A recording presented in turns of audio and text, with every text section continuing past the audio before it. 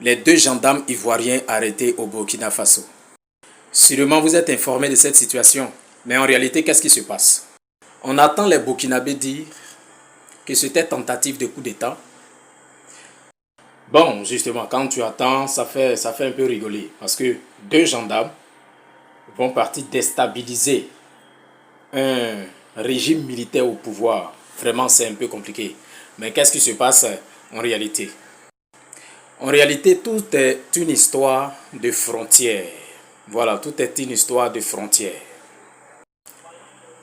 Les gendarmes ivoiriens, en réalité, n'étaient pas partis pour faire une déstabilisation ou bien pour enlever le régime au pouvoir.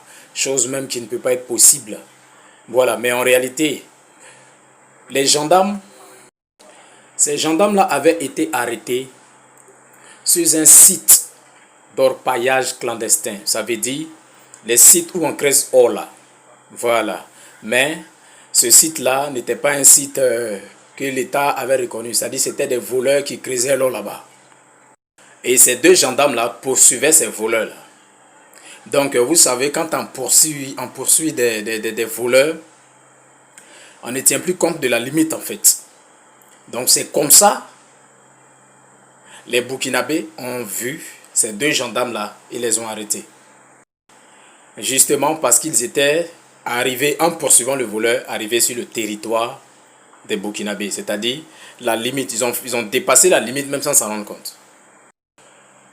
Donc, les Burkinabés, rapidement, ils ont pris ces gendarmes-là. D'abord, commencé à les tabasser. Et ensuite, actuellement, ils sont en détention. Le problème est pourquoi est-ce que les Burkinabés s'affolent sur cette histoire de deux gendarmes, comme si les deux gendarmes-là pouvaient créer quelque chose à tout l'État du Burkina. Dans les années passées, nous avons attrapé deux militaires guinéens. Ils se sont expliqués et on a compris que c'était une histoire de frontières. Vous voyez? Voilà. La Côte d'Ivoire, les Ivoiriens n'ont pas fait de polémique. Calmement, nous avons rendu ces militaires-là à leur état. Pas plus longtemps, le 25 du mois passé, il y avait un militaire burkinabé qui n'était même pas en tenue, qui n'avait pas sa carte, c'est-à-dire sa pièce d'identité. Et il était venu boire en Côte d'Ivoire, c'est-à-dire il a traversé la frontière et allé se faire saouler la gueule en Côte d'Ivoire, sur le territoire ivoirien. Alors, quand ils l'ont pris, déjà, comme les militaires de là le reconnaissaient en tant que un militaire, un gendarme burkinabé, donc ils l'ont reconnu malgré qu'il n'était pas en tenue, mais comme il était militaire sur le territoire ivoirien, il a été directement amené en Côte d'Ivoire. Et après analyse, nous avons compris que c'était un militaire burkinabé qui était sorti sans sa pièce, qui était venu boire. Nous n'avons pas fait de polémique et l'État ivoirien a rendu calmement ce militaire-là à l'État du Burkina. Sans faire de polémique, sans parler de déstabilisation du pouvoir, sans rien. Ce sont ces mêmes Burkinabés-là qui ont vu deux militaires ivoiriens, c'est-à-dire deux gendarmes, juste traverser la frontière. On parle de déstabilisation du pouvoir.